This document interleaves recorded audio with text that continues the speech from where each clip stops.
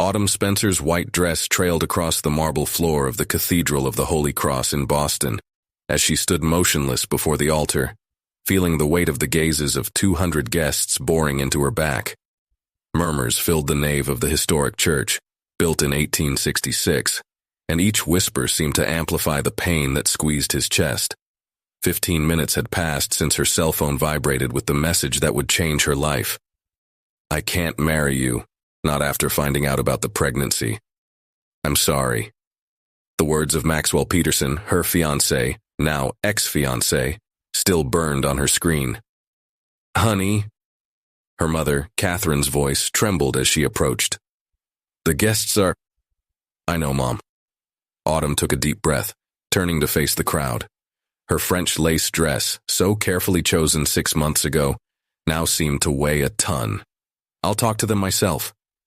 Just as Autumn was preparing to face her public humiliation, Blake Westbrook walked through the side doors of the cathedral, accompanied by the caretaker. As the owner of Westbrook Real Estate Development, he was interested in acquiring historic properties for preservation, and the area around the cathedral had caught his eye. "As you can see, Mr. Westbrook, the Gothic architecture." The caretaker stopped abruptly as he took in the scene before them. Blake watched the lone bride at the altar, her upright posture belied by the barely perceptible tremor of her shoulders. Something about that scene touched him deeply, awakening memories of his own childhood marked by abandonment. Autumn began walking down the altar steps, each step echoing through the silent church. "I appreciate everyone's presence, but—" His voice trailed off as his eyes met Blake's. For a moment, time seemed to freeze. "The wedding won't happen today," she continued, lifting her chin with dignity. "Maxwell has decided he's not ready to—" The words died in his throat. Blake found herself moving towards him before she even realized it. There was something about that woman's vulnerability and strength that compelled him to act. "Allow me to help you," he offered, extending his arm. Autumn hesitated for just a second before accepting the support of the stranger in the impeccable suit. There was something comforting about his presence, like a safe haven in the midst of a storm. The guests began to disperse, some expressing outrage, others offering words of comfort. Catherine Spencer quickly organized the exit, while Autumn's father, Robert, dealt with the suppliers. "Do you have somewhere to go?" Blake asked softly, guiding her to a side chapel, away from prying eyes. "I should be boarding a plane for Bora Bora right now," Autumn replied with a bitter laugh, her hands unconsciously resting on her still flat belly. Blake noticed the gesture and understood more of what she had said. "Sometimes unexpected endings are just new beginnings in disguise," he commented, offering his handkerchief. "Do you always show up at failed marriages to offer philosophical advice?" Autumn asked, a small smile playing on her lips despite the tears. "Actually, I'm more of a church-buying type," Blake replied, managing to get a genuine laugh out of her. At that moment, Autumn's cell phone vibrated again. It was another message from Maxwell. "We need to talk about the baby. I have rights." The color left her face, and Blake instinctively held her tighter. "Everything is fine?" "No," she answered honestly, showing the message. "Nothing is okay. He leaves me at the altar because of the pregnancy, and now he wants to talk about rights." Blake felt a wave of protection wash over him. In his 35 years of life, building a real estate empire from scratch, he had never felt such an instant connection with someone. "I can introduce you to some excellent lawyers," he offered, surprising himself with the level of involvement he was already willing to have. "You don't even know me," Autumn protested softly. "Blake Westbrook," he introduced himself formally, still holding her hand. "And you are much stronger than you think, miss." "Autumn Spencer," she added, feeling a spark of hope light up in her chest for the first time that terrible day. Catherine approached, concern written all over her face. "Honey, your dad is bringing the car?" "Ms. Spencer," Blake interjected softly. "If I may, I would like to offer my car and driver to take Autumn home. I believe she needs a moment of tranquility." Catherine studied the man for a moment before nodding, recognizing a sincerity in him that reassured her. As Blake guided Autumn out of the cathedral, shielding her from the last remaining guests, they both felt that something significant had begun there. What should have been a day of conventional happy endings had turned into the first chapter of a completely different story. In the car, Autumn looked out the window at the cathedral that should have witnessed her happily ever after, and realized that sometimes fate has a peculiar sense of humor. At her side, Blake made discreet calls, already mobilizing his legal team to protect her. "You don't have to do all this," she said softly. "I know," Blake replied, his eyes meeting hers in the window's reflection. "But I want to do it." And so, on a Saturday afternoon in Boston, as the autumn sun painted the city gold, two souls found an unexpected connection, proving that sometimes it takes something to completely break before something more beautiful can begin. Autumn woke up the next morning in her bed, still dressed in the silk nightgown she should have worn on her first night as a married woman. Memories of the previous day hit her like waves, and she instinctively touched her belly, whispering a silent promise to the little being growing inside her. The sound of voices coming from downstairs caught his attention. He immediately recognized the deep timbre of Blake Westbrook mixed with his parents' voices. After dropping her off the day before, he had promised to return with his legal team, and he was apparently as good as his word. Wearing a robe over her nightgown, Autumn walked down the stairs of the Victorian house where she grew up on Beacon Hill. In the living room, Blake chatted with his parents while a middle-aged woman in a crisp navy suit organized documents on the coffee table. "Good morning," Autumn said softly, drawing all eyes. Blake stood up immediately, her eyes showing genuine concern. "How are you feeling?" "Like someone who got hit by an emotional train," she replied with a weak smile, sitting down on the couch. "Autumn, dear," her mother began. "Mr. Westbrook brought Mrs. Richardson, one of the best family law lawyers in Boston." The lawyer reached out to Autumn. "Monica Richardson, Blake has brought me up to speed on the situation, and I believe we must act quickly to protect your interests and those of the baby." "Has Maxwell tried to get in touch again?" Blake asked, sitting down next to Autumn. As if in response, Autumn's cell phone vibrated with a new message. She read it aloud. "We need to talk in person. I'm coming to your house." "He can't just show up like that," Robert Spencer protested, his paternal indignation evident. "Actually, it might be good to meet up with him now," Monica suggested, adjusting her glasses. With witnesses present and in a controlled environment. Blake noticed Autumn shaking slightly and, without thinking, covered her hand with his. The gesture, although simple, conveyed a strength she didn't know she needed. "You're not alone in this," he assured. 20 minutes later, the doorbell rang. Maxwell Peterson stood in the doorway, his expensive suit wrinkled, suggesting a bad night's sleep. Her eyes widened when she saw Blake next to Autumn. "Who are you?" Maxwell asked, hostility evident in his voice. "Blake Westbrook," he replied calmly. "And you must be the man who abandoned his pregnant bride at the altar." Maxwell stepped forward, but Monica intervened. "Mr. Peterson, I'm Monica Richardson, Miss Spencer's attorney. I suggest we keep this conversation civil." The group gathered in the living room, the tension palpable in the air. Maxwell alternated his gaze between Autumn and Blake, clearly disturbed by their proximity. "I came to talk about my rights as a father," Maxwell declared. "I may have made a mistake yesterday, but that doesn't change the fact that that baby is mine too." "Your rights?" Autumn finally found her voice, years of pent-up hurt boiling over. "You lost any moral rights when you humiliated me in front of 200 people, when you turned what should have been the happiest day of my life into a nightmare." "Miss Spencer," Monica interjected softly. "Legally, Mr. Peterson has parental rights, but his actions will carry significant weight in any court decision." "I don't want to fight, Autumn," Maxwell said, his tone softening. "I just want to be part of my son's life." "How can we trust you?" Catherine asked, her voice shaking with emotion. "You abandoned our daughter at a time when she needed you most." Blake watched the scene silently, his presence a pillar of strength for Autumn. He recognized in Maxwell the same kind of man that his own father had been, someone who put his own convenience above the well-being of others. "I propose we establish some initial parameters," Monica suggested, opening her folder. "We can discuss supervised visitations after the birth, subject to a psychological evaluation and commitment to family counseling." Maxwell frowned. "This is ridiculous. I don't need supervision to see my own son.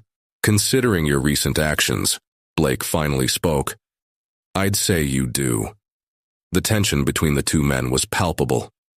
Autumn realized that Blake wasn't just offering legal support. He was genuinely invested in protecting her. "I didn't come here to be judged," Maxwell protested, standing up. "My lawyers will be in touch." After her departure, Autumn collapsed onto the couch, the tears she had been holding back finally falling. Blake sat down next to her, offering her scarf once more. "You didn't have to do all that," she whispered. "Maybe not," he replied, his eyes meeting hers. "But some people deserve to have someone fighting by their side." Monica began to explain the cool next steps, but all Autumn could think about was how drastically her life had changed in less than 24 hours. The man who should have been at her side was gone, but in his place had stood a stranger who showed more compassion and strength than she had ever experienced. Catherine watched the interaction between her daughter and Blake with a mixture of concern and hope. There was something about the way he looked at Autumn that conveyed more than simple compassion. "I'm going to make everyone some coffee," she announced, leaving the room. In the silence that followed, Blake and Autumn shared a look that said more than words could ever express. They both knew they were at the beginning of something significant, even if they couldn't yet define exactly what it was. A week after the cathedral disaster, Autumn found herself in her office at the Boston Historic Preservation Trust, trying to focus on the reports piling up on her desk. As an art curator and restoration specialist, normally her work was her refuge, but today every brushstroke and photographs of ancient works seemed blurry. "Miss Spencer?" His assistant, Rachel, appeared at the door. "Mr. Westbrook is here to see you."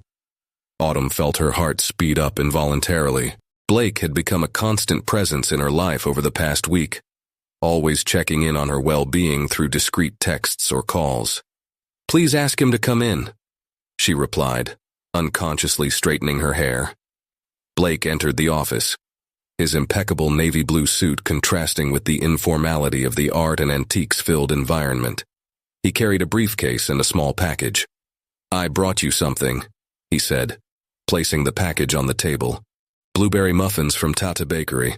I hear they help with morning sickness." Autumn smiled, touched by the gesture. "How did you know?" "My sister went through the same thing during her pregnancy," he explained, sitting down. "Actually, she suggested it. I didn't know you had a sister." "Claire," Blake said, her face softening at the mention of the name. "She lives in Seattle with her family. I have a 5-year-old nephew who is my partner in crime on vacation." This personal revelation made Autumn see Blake in a new light. The ruthless businessman had a family side she didn't expect. "I also brought Monica's updates on your case," he continued, opening the folder. "Maxwell has filed a preliminary request for shared custody." Autumn felt her stomach drop, and it wasn't because of the pregnancy. He didn't even wait for the baby to be born. "It's an intimidation tactic," Blake explained, leaning forward. "Monica is already preparing our response. But I didn't come here just to talk about legal issues." He paused, studying a painting on the wall depicting the old Boston coastline. "That church I was visiting on the day of, well, you know. I'm thinking about turning it into a cultural center, and given your work in historic preservation, I'd like to get your professional opinion." "Do you want me to work with you?" Autumn asked, surprised. "It would be an independent consultancy," Blake quickly clarified. "Your knowledge would be invaluable to the project." Before Autumn could respond, her phone rang. It was his mother. "Honey," Catherine sounded worried. "Maxwell is here at the house. He brought his parents and wants to talk."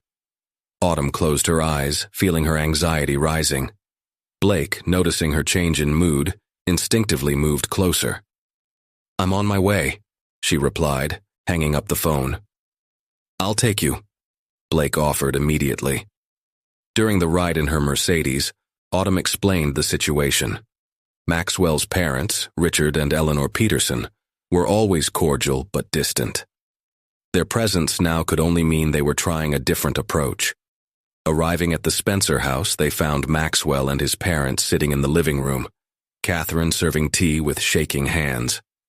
"Autumn, darling." Eleanor stood up, trying to hug her. Autumn subtly backed away. "What's going on here?" she asked, feeling Blake's comforting presence behind her. "We've come to propose an amicable solution," Richard Peterson said, his corporate lawyer tone evident. "Maxwell made a mistake, but he's willing to do the right thing." "The right thing?" Blake couldn't contain his sarcasm. "How to abandon your pregnant bride at the altar?" "With all due respect," Richard turned to Blake, "this is a family matter." "Blake stays," Autumn stated firmly. "He's been more family this last week than you have been in years." Maxwell stood up, running a hand through his hair in a nervous gesture. "Autumn, I panicked. But I'm ready now. We can start over, raise our son together." "Start over?" Autumn laughed humorlessly. "Do you think you can just erase what you did?" "Honey," Eleanor interjected, "think about the baby. Every child deserves a complete family." "She has a family," Catherine finally said, "and you don't have to subject yourself to that." Blake watched the scene, his protective instinct increasing with each moment. He recognized the emotional manipulation being employed, something he had witnessed a lot in his years in the corporate world. "Mrs. Spencer has a competent legal team," Blake stated. "Any proposal can be forwarded through the appropriate channels." "This isn't a business deal, Mr. Westbrook," Richard snapped. "It's about family." "Exactly," Autumn replied, finding her voice. "And family doesn't abandon, doesn't manipulate, doesn't use a child as a bargaining chip." Maxwell took a step towards him, but Blake subtly stepped between them. The gesture did not go unnoticed by anyone in the room. "I see you've already found a replacement," Maxwell commented bitterly. "Don't you dare," Autumn warned, her voice shaking with anger. "You lost the right to make any comment about my life when you chose to publicly humiliate me." Eleanor began to cry, a performance that in other times would have made Autumn recoil, but not today, no more. "I think this meeting is over," Blake suggested firmly. The Petersons withdrew, leaving a heavy silence behind. As soon as the door closed, Autumn felt her legs give out. Blake supported her, guiding her to the couch. "You were amazing," he whispered, still holding her hand. Catherine brought her daughter a glass of water, exchanging a meaningful look with Blake. In just 1 week, this man had proven himself more trustworthy than the family they had known for years. "About that cultural center proposal," Autumn said softly. "I accept." Blake smiled, understanding that she needed something to focus on, something other than the drama her personal life had become. "Good," he replied. "We can start tomorrow if you're feeling good." In that moment, sitting in her living room with her mother and Blake, Autumn realized that family wasn't just about blood ties. It was about who chose to stay by your side in the most difficult times. Autumn in Boston painted the streets with golden hues as Autumn walked alongside Blake through the interior of the Cathedral of the Holy Cross. 2 weeks had passed since her wedding disaster, and now she was here again, this time with a different purpose. "It's surreal to be here again," she commented, her footsteps echoing through the empty hallway. His fingers slid over one of the antique wooden benches, involuntarily recalling the day his life completely changed. Blake watched each of their reactions. "We can do this another time if you prefer." "No," Autumn replied firmly. "I need to give this place a new meaning. Besides, you hired me as a consultant, and I intend to do an exceptional job." They began to examine the architectural details of the church. Autumn passionately explained about the historic stained glass windows and the importance of preserving every original element possible in transforming the space into a cultural center. "This stained glass," she pointed to a particularly impressive window, was installed in 1875. The technique used is... His voice was interrupted by a sudden wave of nausea. Blake quickly supported her, guiding her to a nearby bench. "Take a deep breath," he instructed softly, pulling out a package of the now familiar blueberry muffins from his briefcase. "Do you always carry this now?" Autumn asked with a weak smile, accepting the cupcake. "Claire assured me it's essential to surviving the first trimester," he replied, sitting down next to her. "She's been giving me a lot of tips about pregnancy. I think she's excited to see me involved with—" Blake stopped abruptly, realizing how her words might sound. Autumn felt her heart speed up.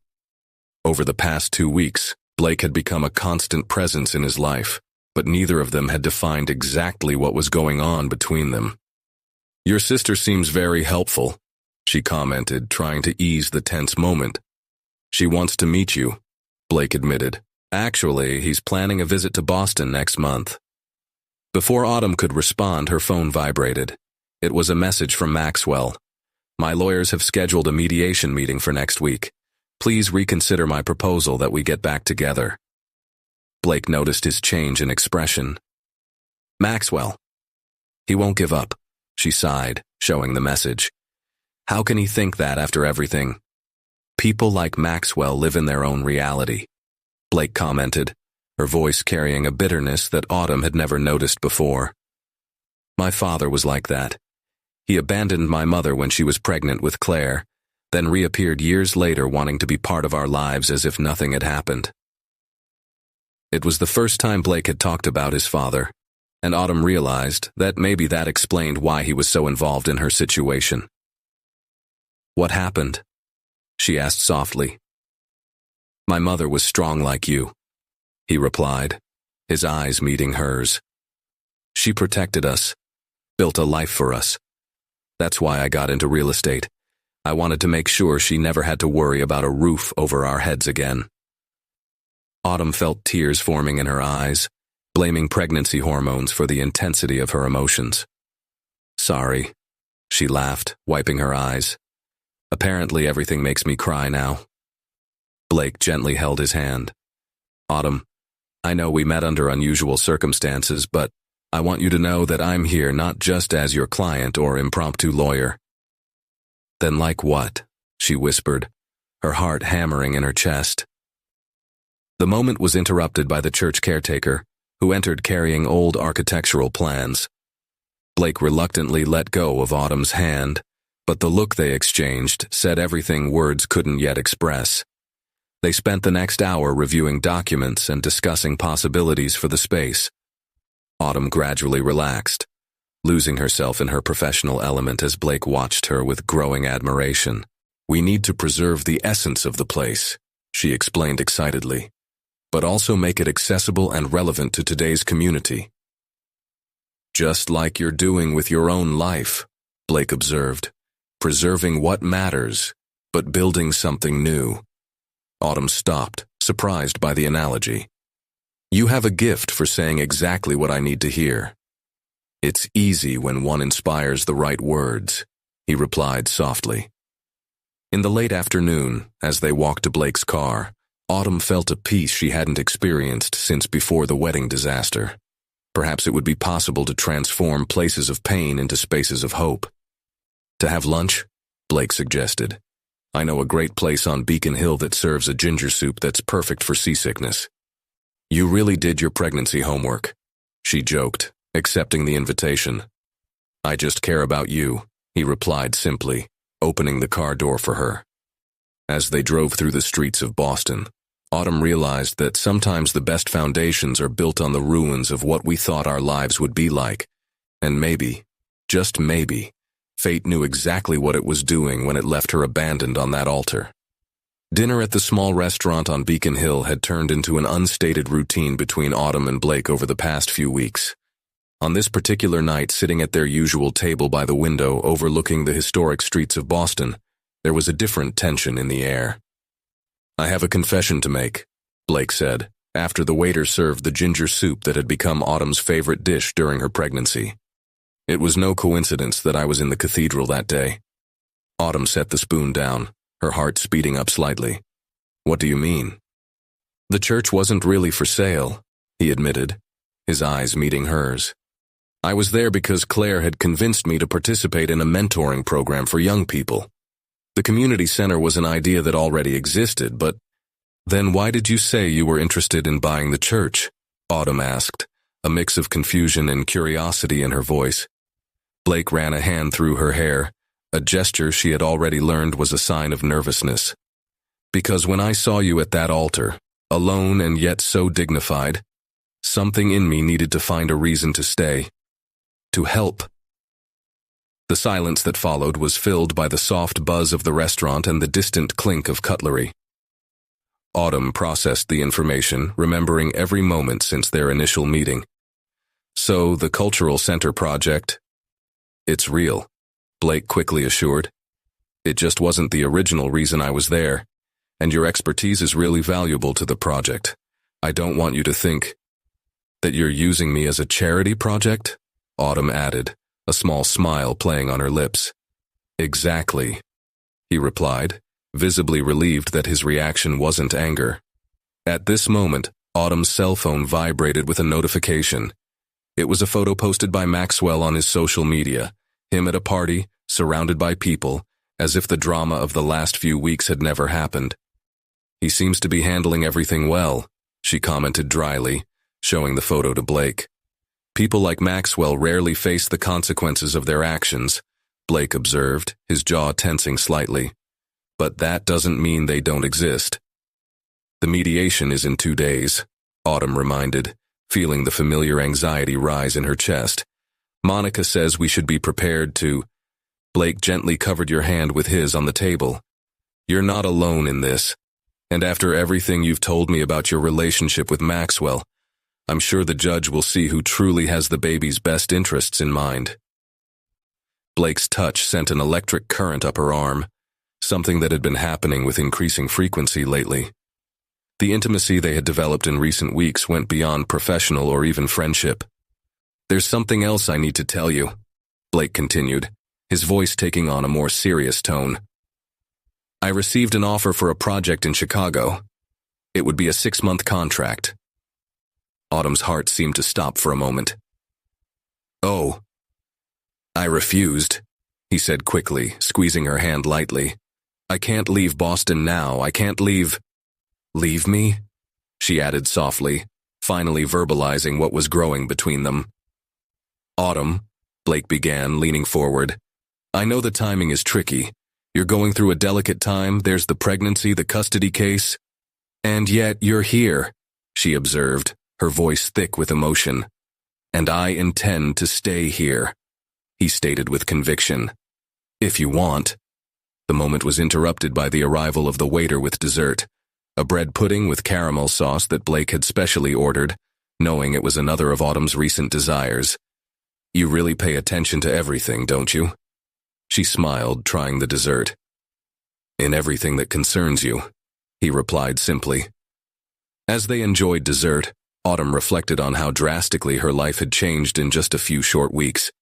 The pain of Maxwell's betrayal was still there, but it no longer dominated his thoughts like it had before. In its place was new hope, a new beginning she never could have predicted. Blake, she said after a moment, about the mediation. Would you be willing to be there with me? You didn't even have to ask, he replied. In fact, I had already reorganized my schedule to be available all day. Autumn felt tears forming in her eyes, once again blaming the pregnancy hormones. How do you always know exactly what I need? Maybe because I'm starting to understand exactly what you mean to me, he replied, his intense gaze making your heart race. The rest of the night passed in a haze of soft conversations and moments of comfortable silence. When Blake dropped her off at home, there was a new energy between them, a mutual understanding that they were on the verge of something meaningful. Thank you for your honesty today, Autumn said before getting out of the car. About the cathedral. Thanks for not hating me for lying initially, he smiled. I guess some lies lead us to the greatest truths of our lives, she replied, leaning in to gently kiss his cheek before leaving. Blake sat in his car for a few minutes after she got in, touching the spot where his lips had met her skin. In all his business achievements, in all his successes, he had never felt anything as meaningful as Autumn Spencer's simple touch. The mediation room at the Richardson and Associates law firm was quiet when Autumn entered, accompanied by Blake and Monica. Maxwell was already there with his lawyer, Theodore Walsh, known for his aggressiveness in custody cases. The mediator, Dr. James Carter, a calm-looking middle-aged man, began the session by explaining the process. Autumn tried to focus on her words, but her attention kept returning to Blake's hand, gently resting on her back, a silent gesture of support that had become her safe haven. "Before we begin," Walsh interrupted, "I would like to record our concern about Mr. Westbrook's presence. This is a family matter." "Mr. Westbrook is here as my emotional support," Autumn stated firmly. "I have that right." Maxwell snorted, a dismissive sound that made Autumn's blood boil. "Emotional support? Is that what we're calling it now?" "Mr. Peterson," the mediator warned, "derogatory comments are not productive." Monica opened her briefcase, revealing a series of documents. "We have records here from the last few weeks that demonstrate a pattern of troubling behavior on the part of Mr. Peterson." "Worrying behavior?" Maxwell leaned forward. "I'm not the one hooking up with a stranger weeks after a canceled wedding." Blake visibly tensed, but maintained his composure. Autumn, however, could not contain her indignation. "You abandoned a pregnant bride at the altar via text message," she said, her voice shaking with pent-up emotion. "And now you want to teach moral lessons?" Dr. Carter raised his hand for silence. "We will focus on the child's well-being. Mr. Peterson, what is your specific proposal?" "I want equal shared custody," Maxwell declared. "It's my right as a father." "Rights come with responsibilities," Monica interjected. "Something your client demonstrated he did not understand when he chose to abandon my client at a time of extreme vulnerability." Walsh smiled sarcastically. "One emotional moment does not define someone's ability as a parent." "No," Blake spoke for the first time, his voice controlled but full of intensity. "But it demonstrates character, or lack thereof." "With all due respect, Mr. Westbrook," Walsh retorted, "your presence here only complicates things. How can we discuss reconciliation when—" "Reconciliation?" Autumn interrupted in disbelief. "Do you really think that after everything—" "Autumn," Maxwell softened his voice, the one he used to use when he wanted to convince her of something. "Think about our baby, a traditional family." "A family is made of love and respect," she replied, unconsciously moving closer to Blake. "Two things you've proven you don't understand." Dr. Carter took some notes before speaking. "Considering the unique circumstances of this case, I suggest we begin with supervised visits after the birth. Mr. Peterson should also consider counseling." "That's ridiculous," Maxwell protested. "I don't need supervision to see my own child." "In fact," Monica interjected, "we have records of erratic behavior here in recent weeks, including social media posts that demonstrate a lack of maturity in handling the situation." Autumn felt a familiar wave of nausea and took a deep breath, trying to control herself. Blake immediately reached into her bag, pulling out one of the blueberry muffins she now always carried. The gesture did not go unnoticed by Maxwell, whose eyes narrowed. "I see you have found someone well prepared to replace your child's father." "Mr. Peterson," Dr. Carter warned again, "comments of this nature are inappropriate." "You know what's not appropriate?" Blake finally lost some of his composure. "Using a child as a tool for manipulation, trying to force a reconciliation through emotional blackmail. How dare you?" Maxwell started to stand up, but Walsh held him back. "I suggest a break," the mediator announced. 10 minutes. In the hallway, Autumn leaned against the wall, breathing deeply. Blake remained by his side, his silent presence more comforting than any words. "Sorry for losing my cool in there," he muttered. "Don't apologize," she replied, turning to face him. "You said exactly what I wanted to say." Their eyes met, and for a moment the world around them seemed to disappear.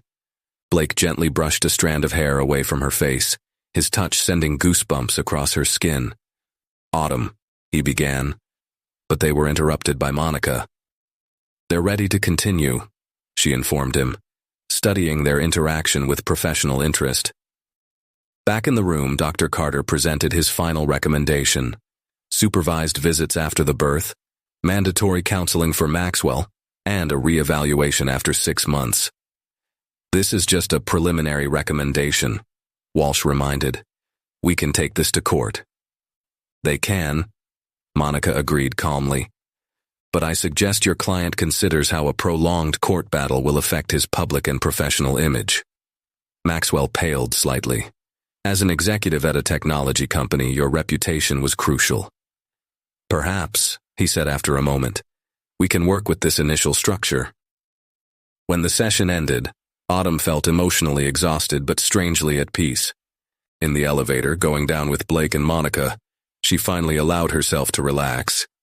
"You were amazing in there," Blake commented softly. "We were," she corrected, lacing her fingers through his. Monica watched the gesture with a knowing smile before saying goodbye in the lobby. In Blake's car, the silence was comfortable, filled with unspoken possibilities. When he parked in front of her house, neither of them made a move. "Do you want to come in?" Autumn asked softly. "I think we need to talk." Blake nodded, knowing the time had come to face what was growing between them. Some battles, after all, were more worth it than others. Dusk painted the Boston sky in shades of amber as Blake and Autumn entered the Spencers' Victorian home. The silence between them carried the weight of unspoken words and feelings that grew every day. Mediation had left them both emotionally exhausted, but also more aware of the strength of their connection. "I'll make some tea," Autumn offered, heading to the kitchen. Blake followed her, watching as she moved through the space with familiarity, even with her hands slightly shaking. "Let me do it," he said gently, touching her shoulder. "You need to rest." Autumn nodded, sitting on the high stool at the kitchen island. He watched Blake move with surprising ease, locating the cups and teapot as if he already knew each drawer. "You've been paying attention," she commented with a small smile. "In everything that concerns you," he replied, repeating the words of the previous night. "Ginger and honey, right? Claire swears it helps with nausea any time of day." "Your sister seems to have become my long-distance fairy godmother," Autumn teased, trying to ease the tension in the air. Blake placed the steaming cup in front of her before leaning against the counter, his eyes meeting hers. "Autumn, about today." "You didn't need to defend me like that," she interrupted softly. "But I'm glad you did. Maxwell has no right to make you feel guilty about moving on," Blake said, his voice carrying an intensity that made her heart race. "Especially when he what?" Autumn asked, although she already knew the answer in her heart. Blake walked around the kitchen island, stopping next to it. "When he was stupid enough to let go of the most extraordinary woman I've ever met." The air between them became charged with electricity. Autumn felt her heart hammer against her chest as Blake gently touched her face. "I know the timing isn't ideal," he continued. "You're pregnant, going through custody proceedings, and we've only known each other for a few weeks. But I can no longer pretend that what I feel for you is just friendship or professional concern." "Blake," she whispered, tears forming in her eyes. "Let me finish," he asked softly. "When I walked into that cathedral 4 weeks ago, I wasn't looking for this. I was focused on my career, on growing my business, but seeing you there so strong even at your most vulnerable moment, something changed in me." Autumn stood up from the bench, coming face to face with him. "I'm scared," she admitted, "afraid that you're confusing gratitude with something else, afraid that you'll regret getting involved with someone carrying so much baggage." "Hey," Blake interrupted, holding her hands. "I'm not here out of pity or some hero complex. I'm here because every moment with you makes me want to be a better person. Because when I'm not with you, I find myself thinking about how you would react to different situations, how your smile lights up any room." A tear ran down Autumn's face, and Blake wiped it away with her thumb. "What about the baby?" she asked. "That's a lot of responsibility for someone who just came into my life." "That baby is part of you," he replied simply. "And everything that is part of you is already important to me. Besides," a smile played on his lips, "I already have experience as an uncle. I'm more than ready to be promoted." Autumn couldn't help but laugh through her tears. That's what Blake did. He turned his darkest moments into light. "I'm not asking you to make any decisions now," he continued. "I just want you to know that I'm here, not as your savior or protector, but as someone who wants to build something real with you, in your time, at your pace." "What if I say I already know what I want?" Autumn replied, her voice low but firm. Blake's eyes sparkled with hope. "And what do you want?" In response, Autumn leaned forward, pressing her lips gently against his. The kiss was gentle, tentative at first, but filled with promise. Blake pulled her closer, one hand on her waist while the other caressed her face. When they separated, they were both panting. "Does that answer your question?" Autumn asked with a small smile. "Almost," Blake replied, leaning in for another kiss. This one deeper, more secure. It was as if all the weeks of unresolved tension, of stolen glances and hesitant touches were finally finding their resolution. The sound of the front door opening separated them. Catherine Spencer entered the kitchen, stopping when she saw the scene in front of her, her daughter in Blake's arms, both with smiles they couldn't contain. "Ah," she said with a knowing smile. "I take it the mediation went well?" "Mom," Autumn began, but Catherine raised her hand. "No need to explain, dear. Some things are obvious even to the untrained eye." She winked at Blake before discreetly retreating. Alone again, Blake and Autumn shared a soft laugh. "I think we just got your mother's blessing," he commented. "She's always been good at reading people," Autumn replied, resting her head on his chest. "And situations." "Speaking of situations," Blake said, his tone becoming more serious. "Claire arrives next week. She's going to kill me if I don't take you to dinner with her." "I can't wait to meet you," Autumn smiled. "I need to personally thank you for all the pregnancy advice." Blake kissed her again, softly. "One step at a time?" "One step at a time," she agreed, knowing that a few steps, even if scary at first, lead exactly to where we need to be. Blake's office at Westbrook Real Estate Development occupied the top floor of an elegant building overlooking Boston Harbor. That morning, as he reviewed the final details of the Cultural Center project, his thoughts kept returning to the night before. The kiss in the Spencer's kitchen, the feeling of finally having Autumn in his arms. A knock on his door brought him back to reality. Monica Richardson entered, carrying a thick folder. "Good morning, Blake. We need to discuss some complications." The tone in his voice made Blake sit up straighter in her seat. What did Maxwell do now? "Not exactly Maxwell," Monica replied, sitting down. "It's about the Cultural Center project. I just got an interesting call from the Historic Preservation Office." "Autumn works there," Blake commented, feeling a pit in her stomach. "Exactly. And some board members are questioning possible conflict of interest, considering his personal involvement with her." Blake closed her eyes for a moment, massaging her temples. How did they find out so quickly? Word travels fast in Boston, especially after the scene at mediation yesterday. Maxwell has connections on the board.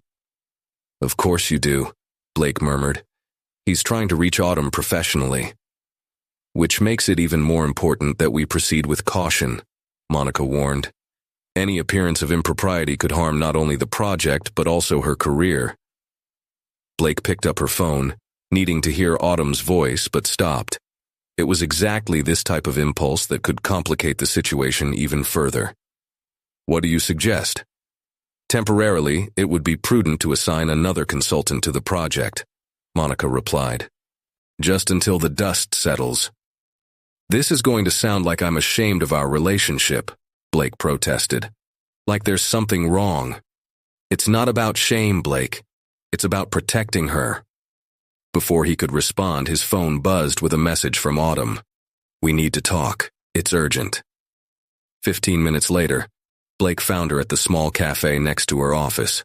Autumn was already there, an untouched cup of tea in front of her. Have you heard the news? She asked once he sat down. Monica just told me, he confirmed, resisting the urge to hold her hand across the table. In public, they needed to be cautious now. My boss called me as soon as I arrived, Autumn continued, her voice shaking slightly. Apparently there were concerns about my objectivity in the project. Maxwell, Blake said, his tone thick with suppressed anger. He's always been close to the preservation board, Autumn confirmed. But I never thought I'd hold it against me. I'm removing you from the project, Blake declared. I will not let your reputation be questioned because of our what, Blake? Autumn asked softly. What exactly are we? The vulnerability in her voice hit him like an arrow. You know what you mean to me. Do I really know? She challenged. Because right now it feels like we're giving Maxwell ammunition on both sides. Personal and professional. Blake leaned forward, lowering her voice. Autumn, what I feel for you is real. More real than anything I've ever felt. But I can't bear the thought of damaging your career. So what's the solution?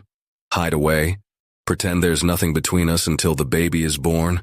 Until Maxwell gets tired of trying to control my life? The frustration in his voice was palpable, and Blake felt his heart sink. He had promised to protect her, but now his own actions could be causing more harm. No, he replied finally. The solution is to face this together, openly, without hiding. First, I will request an independent audit of the Cultural Center project. Complete transparency in all decisions. Second, I will call a meeting with the Preservation Board to personally present our vision. What about us? Autumn asked, her hand unconsciously resting on her still flat stomach. As for us, Blake smiled, finally giving in to the urge to hold his hand.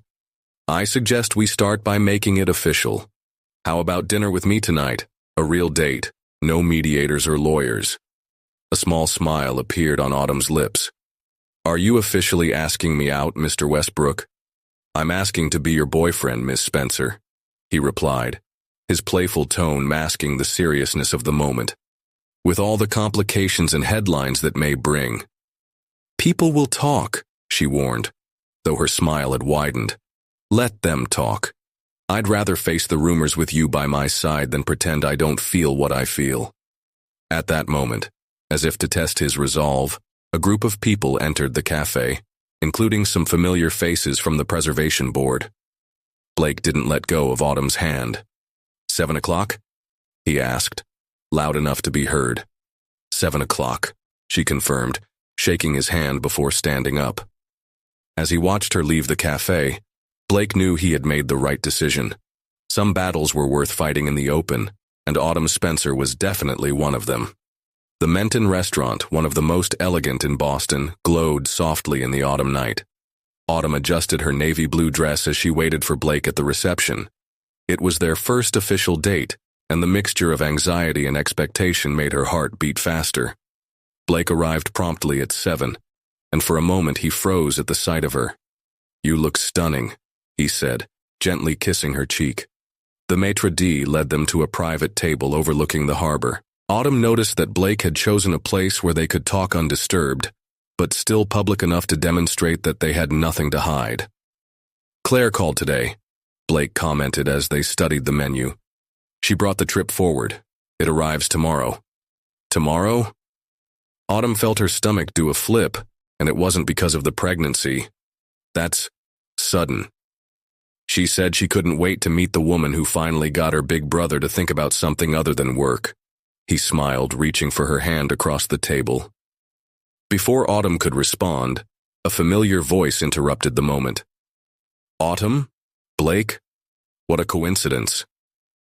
Eleanor Peterson, Maxwell's mother, was standing next to her table, accompanied by 2 other women Autumn recognized from the country club.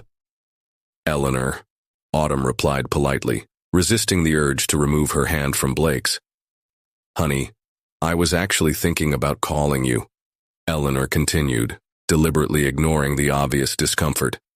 The club is organizing a benefit tea for underprivileged children, and it would be so important to have someone from the Historic Preservation Department present. Ms. Peterson, Blake interrupted softly, I believe this is not the appropriate time for professional discussions. Eleanor feigned surprise. Oh, of course. Forgive me. It's just that it's still hard to accept that Autumn is already, well, moving on, especially considering her condition. The last words were spoken with a poisonous sweetness that made Autumn's blood boil. Blake noticed his tension and gently squeezed his hand.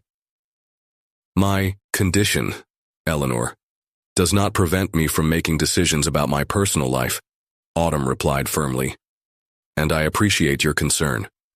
But I am perfectly capable of managing my own choices. Naturally, dear. I just hope these choices don't negatively affect your future, or the baby's.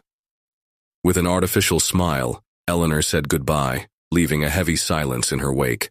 I'm so sorry about that, Autumn whispered, feeling tears forming. Hey! Blake leaned forward, touching her face gently. Don't apologize for others' behavior. Eleanor is clearly trying to manipulate the situation. It's just, sometimes I wonder if we're rushing it, if people aren't right to question. Autumn, Blake interrupted gently. What we feel for each other has no expiration date or social rules. We owe satisfaction to no one but ourselves. The waiter arrived with red wine for Blake and a specially prepared mocktail for Autumn, giving them a moment to collect themselves. Did you know that I bought my first property when I was 18? Blake began, smoothly changing the subject. It was a tiny house in Somerville, practically falling apart. Everyone told me it was crazy, that I was getting ahead of myself. Autumn smiled, acknowledging his attempt to distract her. And what happened? I retired every inch of that house on the weekends while I went to college. 6 months later, I sold it for 3 times its value. That was the start of Westbrook real estate. You didn't follow other people's advice. No, he confirmed, his eyes boring into hers. Because sometimes when you know something is right, it doesn't matter what other people think or how much time has passed. What matters is what you feel here. He lightly touched his own chest. Dinner continued with lighter conversations. Blake told stories of Claire when they were children, and Autumn shared her dreams for the future of the cultural center. The initial tension caused by Eleanor dissipated, replaced by growing intimacy between them. When they left the restaurant, Blake suggested a walk around the harbor.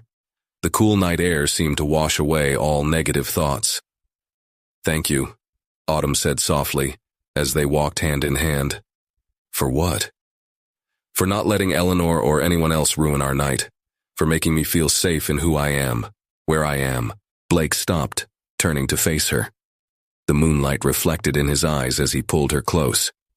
Autumn Spencer, you are the bravest person I have ever met, and I promise that as long as I am by your side, you will never have to face anything alone. The kiss that followed was different from the previous ones, deeper, more secure, carrying the promise of a future that they were both beginning to visualize together. So, Autumn smiled as they separated. What time does Claire arrive tomorrow? At 10 in the morning, Blake replied, lacing his fingers with hers as they resumed their walk.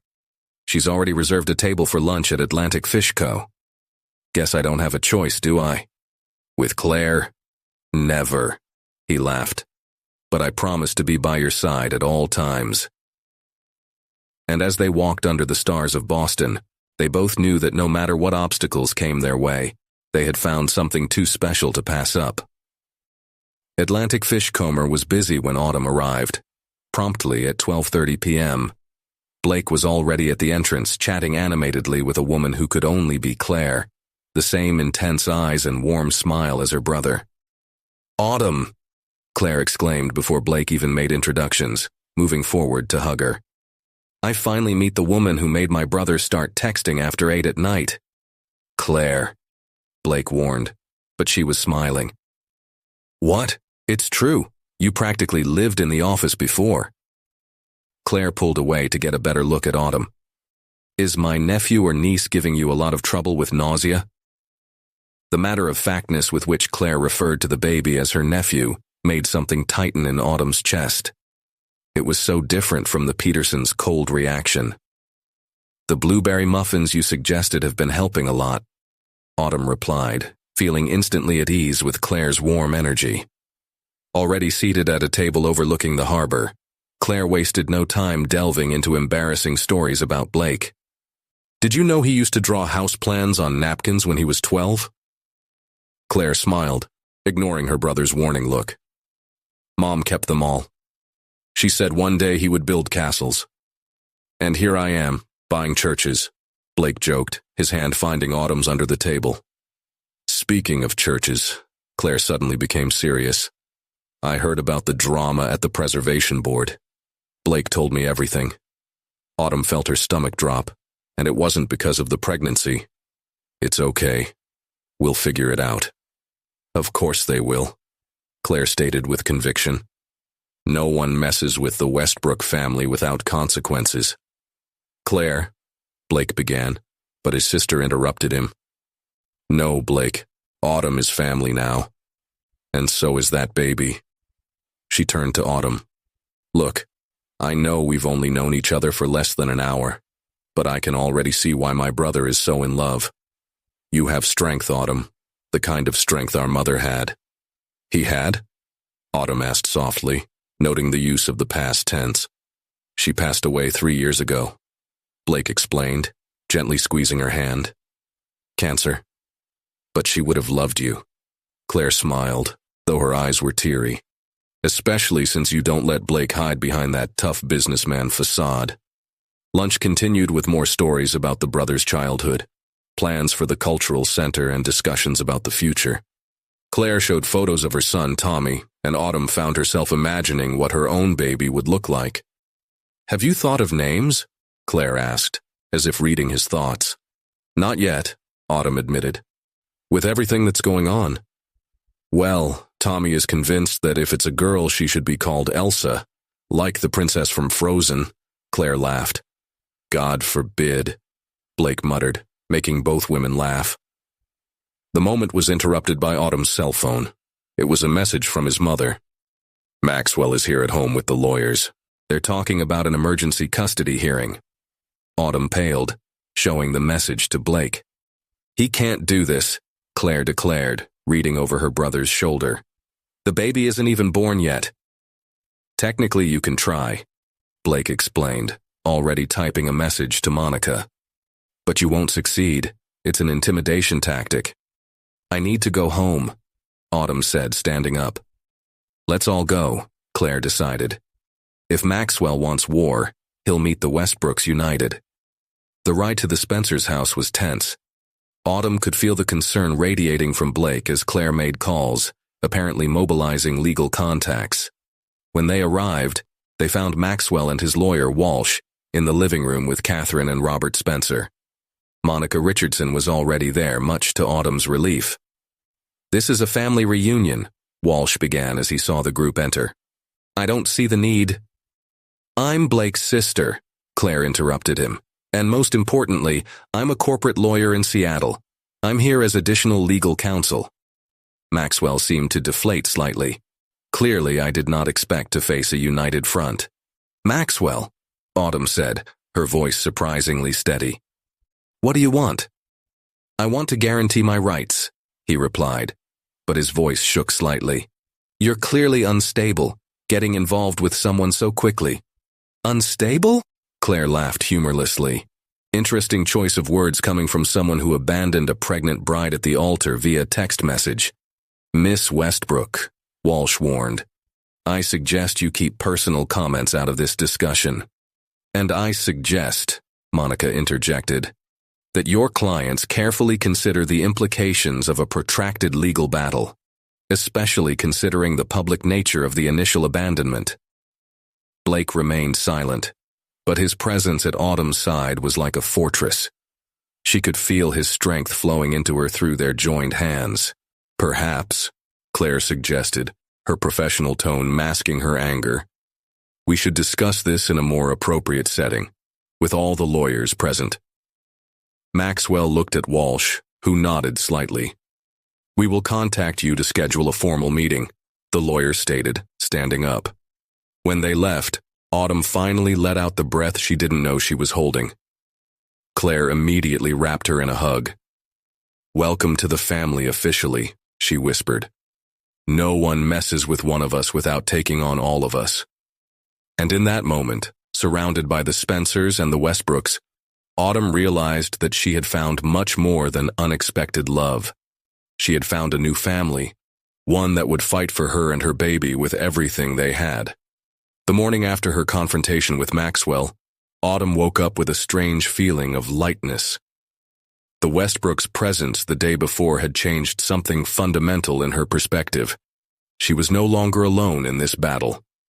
Her phone buzzed with a message from Claire. Breakfast at the South End Buttery in 30 minutes? We need a girl talk. Autumn smiled, amazed at how Claire already treated her like a sister. He responded in the affirmative and quickly got ready, trying to ignore the slight morning nausea that still lingered. South End Buttery was cozy as ever, with the aroma of fresh bread and coffee filling the air. Claire was already there, occupying a table in the quietest corner of the cafe. I ordered ginger tea for you, Claire announced as Autumn sat down. And these muffins are divine, tried and true during my own pregnancy. Thank you. Autumn smiled, realizing that Claire shared her brother's tendency to care for others through small gestures. Does Blake know we're here? No, Claire replied with a conspiratorial smile. He's in an important meeting with the Historic Preservation Board. In fact, that's what I want to talk about. Autumn felt her stomach drop, and it wasn't because of the pregnancy. Did something happen? Not yet, but it will happen. Claire leaned forward. I did some digging last night. Maxwell has more connections to the council than we realized, but they're not the kind he'd like to come to light. What do you mean? Let's just say that some real estate transactions involving historic properties in recent years have been questionable, and Maxwell, as the board's technology advisor, was at the center of it all. Autumn processed the information slowly. Are you saying I'm saying your ex-fiancé isn't as upstanding as your family likes to pretend, Claire added. And that gives us leverage. I don't want to use blackmail, Autumn protested softly. It's not blackmail, it's strategy, Claire corrected. Maxwell is using his connections to try to harm you professionally. All I'm suggesting is leveling the playing field. At this moment, Autumn's phone rang. It was Blake. I just got out of the board meeting, he said, his voice carrying a note of triumph.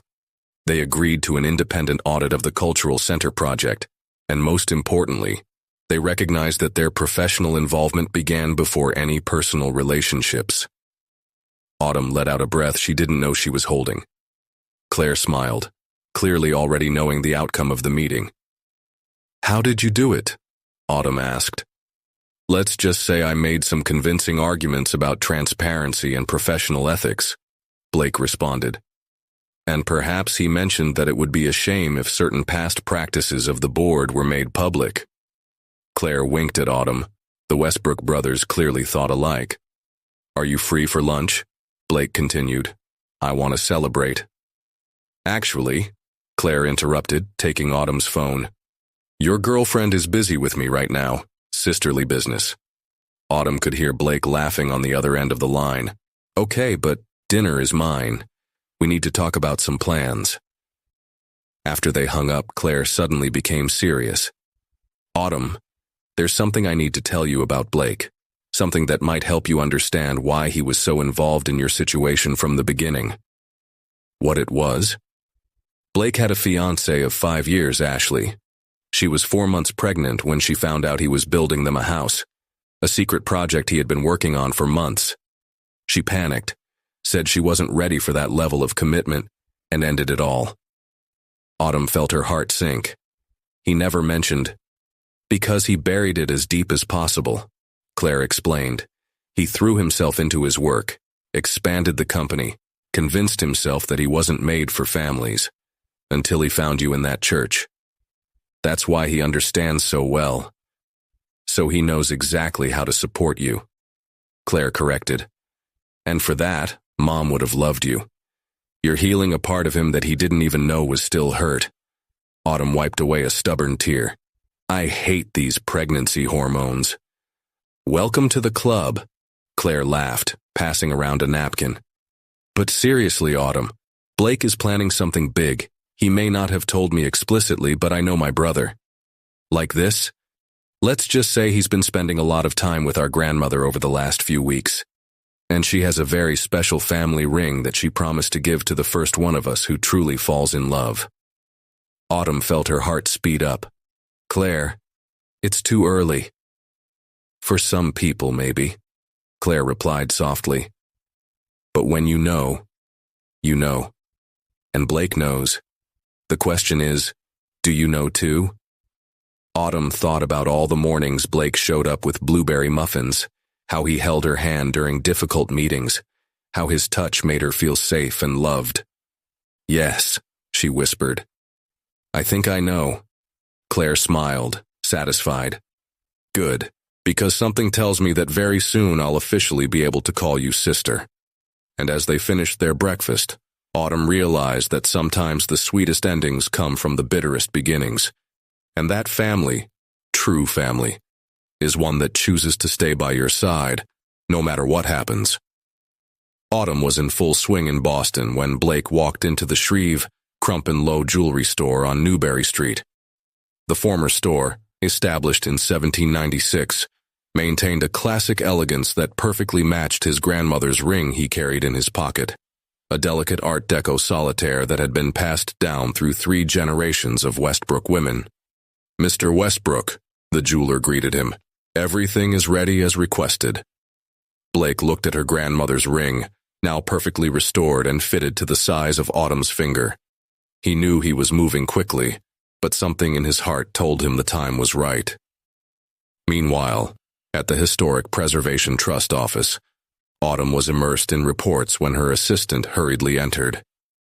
"Miss Spencer, I think you need to see this," Rachel said, holding out her tablet. On the screen, an article from the Boston Globe drew attention. "Investigation reveals irregularities in real estate transactions involving Historic Preservation Board." Maxwell's name appeared prominently in the text. "Claire," Autumn murmured, recognizing her sister-in-law's hand in the story. His phone buzzed with a message from her almost instantly. "I didn't do anything that wouldn't come to light eventually. Dinner at my house today? I need to show you something important." The afternoon passed in a blur of calls and emails. The article had caused a veritable earthquake within the council, with several members calling for Maxwell's immediate removal from any advisory role. At 7 o'clock, Autumn arrived at the elegant apartment Claire had rented in Back Bay. To her surprise, she found not only Claire but also Catherine Spencer and Eleanor Westbrook, Blake's grandmother. "Honey," Eleanor hugged her warmly, "we finally know each other properly." There was something in the eyes of the 3 women that made Autumn suspect she was being groomed for something. "Blake's not coming?" she asked, trying to sound casual. "My grandson is busy with other preparations tonight," Eleanor replied with a knowing smile. "But we needed this moment just between us." Claire poured glasses of champagne and cranberry juice for Autumn, while Catherine opened an antique velvet box. "This," Eleanor explained, "has been in the Westbrook family for generations. Every bride who has worn it has had a long and happy marriage." Inside the box were old photos, women in different eras, all wearing the same delicate Art Deco ring that was now in Blake's pocket. "But," Autumn began, her heart racing. "Blake came to ask me for the ring 2 weeks ago," Eleanor continued. "He said he had found someone who not only captured his heart, but who made him believe in family again." Catherine took her daughter's hand. "He came to us yesterday, asking for our blessing." "And you're here," Claire added, "because we wanted you to know that you're not just getting a husband, you're getting an entire family that already loves you." Autumn felt tears streaming down her face. "You know he's going to... Tonight?" Eleanor smiled. My grandson may be many things, but subtle is not one of them. As if to confirm her words, Autumn's phone buzzed with a message from Blake. Meet me at the cathedral in an hour. Formal attire. Well? Claire clapped her hands. Time to get ready. An hour later, Autumn was standing in front of the Cathedral of the Holy Cross, wearing a midnight blue dress that Claire coincidentally had in her closet. The place where his life had fallen apart months ago now glowed with hundreds of candles. Blake was waiting for her at the altar, impeccable in his dark suit. When their eyes met, the world seemed to stop. You know, he said as she approached, I walked into this church 4 months ago thinking about business. I left thinking about you. Blake. Let me finish. He took her hands. Autumn Spencer. You taught me that sometimes the most painful endings are just the beginning of something extraordinary. That family is not just about blood, but about choice. And I choose you. I choose us. He knelt down, taking the ring out of his pocket. This ring belonged to the strong women who built the Westbrook family. Now, if you accept it, it will belong to yet another strong woman who is helping to rebuild it. Autumn could barely see through her tears. Yes, she whispered. 1,000 times yes. The ring slid perfectly onto her finger, as if it had always been meant to be there. When Blake kissed her, applause echoed through the church. Their families had witnessed it discreetly from the back. We still have a lot to face, Autumn said softly as they separated. And we will face it together, Blake replied, his hand resting protectively on her belly. Like a family. That night, as they celebrated at the Four Seasons restaurant, Autumn realized that sometimes fate has a quirky sense of humor. The place where he had lost false love had become the place where he found true love. And when her phone buzzed with yet another threat from Maxwell, she simply smiled and hung up. Some battles were still to come, but now she had an entire army at her side. The Boston Globe article about irregularities at the Historic Preservation Board had unleashed a real hurricane in Maxwell Peterson's professional life. In less than 48 hours after its publication, 3 board members had resigned, and a formal investigation was underway. Autumn watched the storm unfold from her new office at Westbrook Real Estate Development, where she had accepted a position as Director of Historic Projects following her departure from the board. The professional change had been a difficult decision, but necessary to maintain his integrity. Another interview request, Blake commented, walking into his office with a cup of ginger tea. The Wall Street Journal wants your perspective on reforming the historic preservation sector in Boston. And how long until they realize that the bride abandoned at the altar is the same person behind the makeover? Autumn asked, playing with the engagement ring on her finger. You've probably noticed, Claire replied, entering the room with her laptop. And that's exactly why we need to control the narrative. The Petersons are trying to paint you as a vindictive opportunist. Let them try, Blake said, his voice carrying a note of steel. We have documents, witnesses, and a paper trail that proves every irregularity. Autumn's phone vibrated. It was a message from Eleanor Peterson. We need to talk. It's about Maxwell. Please. Eleanor wants to meet me, Autumn informed, showing the message to Blake and Claire. Absolutely not, the brothers responded in unison. It's a trap, Claire continued. They have been desperate since the investigation began to affect the family business. That's exactly why I need to go, Autumn argued, unconsciously stroking her already slightly visible belly. This baby is going to be born in the middle of a war if we don't try some kind of truce. Blake knelt down next to her chair, taking her hands. Baby, you don't owe them anything, not after everything they've done. It's not about them, she replied softly. It's for us, for our family. I don't want to live always looking over my shoulder, waiting for the next attack. Claire watched the interaction with a resigned sigh. If you're going to do this, let's do it right. Neutral ground, witnesses, everything documented. An hour later, they were all sitting in a conference room at the Four Seasons. Eleanor Peterson looked like she had aged years in recent weeks, her hands shaking slightly as she clutched her designer bag. Maxwell is admitted, she announced without preamble. He had a nervous breakdown after the article was published. The silence that followed was heavy with unspoken emotions. Autumn felt Blake squeeze her hand under the table. "I'm sorry to hear that," she replied sincerely, "but I don't understand what you expect of us." "I want to propose a deal," Eleanor continued. "The Peterson family will completely withdraw from any custody dispute. In exchange, we ask that investigations into the real estate transactions be directed away from Maxwell." "Ms. Peterson," Claire interjected professionally, "the investigations are out of our control right now. There are multiple government agencies involved." "There must be something they can do," Eleanor exclaimed, her facade of composure finally cracking. "It's my son." "Like this is my son," Autumn replied, placing her hand on her belly. "The son Maxwell rejected before he was even born. The son he only wanted to claim when he realized he had lost me." Blake watched his bride with pride. The vulnerable woman he had found crying at the altar months ago had transformed into a force of nature. "Eleanor," Autumn continued more gently, "we don't want to destroy Maxwell or his family, but we also can't protect him from the consequences of his own actions." "What do you suggest then?" Eleanor asked, defeated. "A complete legal agreement," Claire proposed. "Maxwell waives all parental rights. The Petersons agree to have no contact with the child, and in exchange, we will not pursue civil suits for emotional harm or defamation. What about investigations?"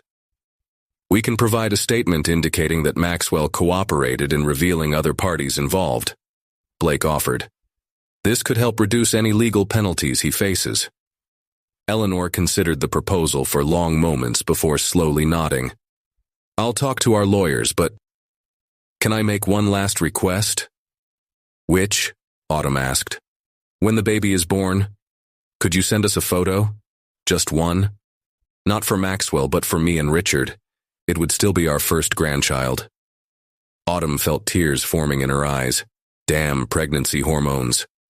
"A photo," she agreed. "And if, when he or she is older, he or she wants to know about that side of the family, I won't stop him." "Thank you," Eleanor whispered, standing up with renewed dignity.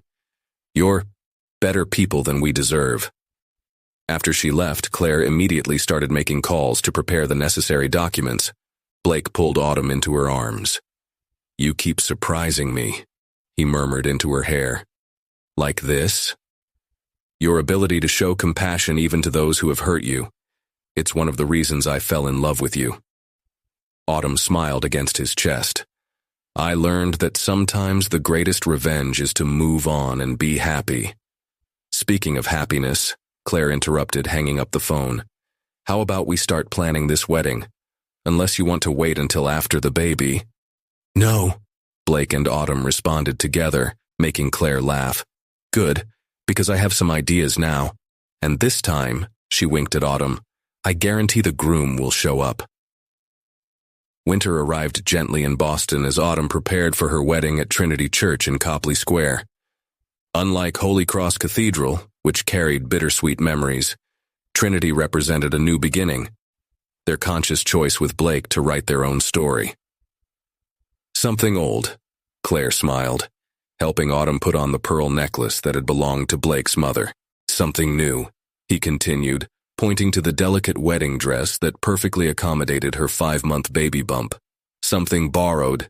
She adjusted the sapphire barrette in her hair, a Westbrook family heirloom. "And something blue," he concluded, showing the traditional garter.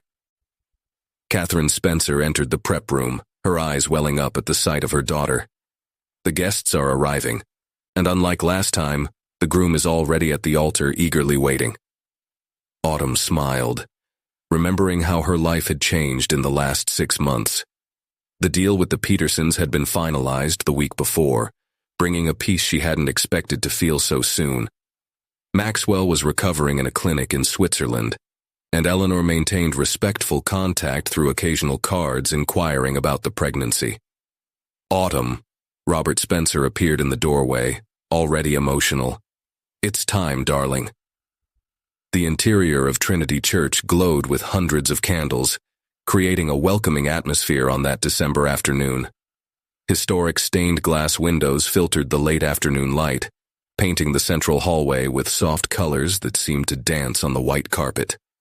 When the doors opened and Autumn began her walk alongside her father, Blake felt her heart stop. She looked radiant, her vintage dress gracefully highlighting her pregnancy, her smile lighting up the entire room. At his side, Claire, as godmother, could barely contain her own tears. "Take care of her," Robert whispered as he handed his daughter's hand to Blake. "With my life," Blake replied, her eyes never leaving Autumn's. The celebrant began the ceremony, but the couple barely heard the traditional words, lost in each other's gaze. When it came time for the vows, Blake was the first to speak. "Autumn Spencer, I walked into that cathedral 6 months ago thinking I was there to buy a building. I walked out having found a home, not in bricks and mortar but in you. You taught me that family is not just about ties of blood, but about daily choices of love and commitment. I promise to choose you and our child every day of my life." Autumn took a deep breath, trying to hold back the tears that threatened to ruin her makeup. "Blake Westbrook, you met me at what should have been my lowest moment and turned it into the beginning of the best time of my life. You not only offered me support, but you showed me that I am stronger than I knew. I promise to choose you and our family every day, to build our own legacy of love and respect." Rings were exchanged, simple platinum bands with their initials and the date engraved inside. When the celebrant declared them husband and wife, the baby chose that moment to give a particularly strong kick, making Autumn giggle into the kiss. The reception was held at the Boston Public Library, another historic building that symbolized the union between Autumn's preservation work and Blake's real estate empire. Among the guests, familiar faces from the preservation board mingled with executives from Westbrook Real Estate, all celebrating not just a wedding, but the union of two worlds. "I have a gift for you," Blake whispered during their first dance, or rather for the three of us. He led her to a table where Claire was waiting with an envelope. Inside was the deed to a Victorian house on Beacon Hill, not far from the Spencer home. "It's completely restored," Blake explained, keeping all the original historical elements. "I thought we could create our own story within walls that have so many stories to tell." Autumn kissed him deeply, ignoring the guests' playful whistles. "It's perfect," she whispered against his lips. Later, as she watched her husband dancing with Eleanor Westbrook, Autumn felt a deep peace. Her hand rested on her belly, where her son, they had discovered the sex the week before, was moving gently. "William Robert Westbrook," she murmured the name they had chosen, honoring both Blake's father and her own father. "You will be born into a family full of love, little one." Claire walked over, handing him a glass of cranberry juice. "Thinking about the future? Thinking about how life takes turns." Autumn smiled. 6 months ago, I thought my world had ended. Now, you're a Westbrook now," Claire added, hugging her. "And we Westbrooks always land on our feet." As the night came to an end, Blake and Autumn walked out under a shower of rose petals. Her destination was a honeymoon in Tuscany, 2 weeks exploring historic villages before travel became more difficult with her advanced pregnancy. "Ready for our next adventure, Mrs. Westbrook?" Blake asked, helping her into the car. "Like you?" Autumn smiled, intertwining her fingers with his. "Always." And as the car pulled away from the brightly lit library, Autumn thought about how endings aren't always really endings. Sometimes they're just the prologue to an even more beautiful story. A story she couldn't wait to keep writing, page by page, alongside the man who had turned her greatest disappointment into her greatest gift.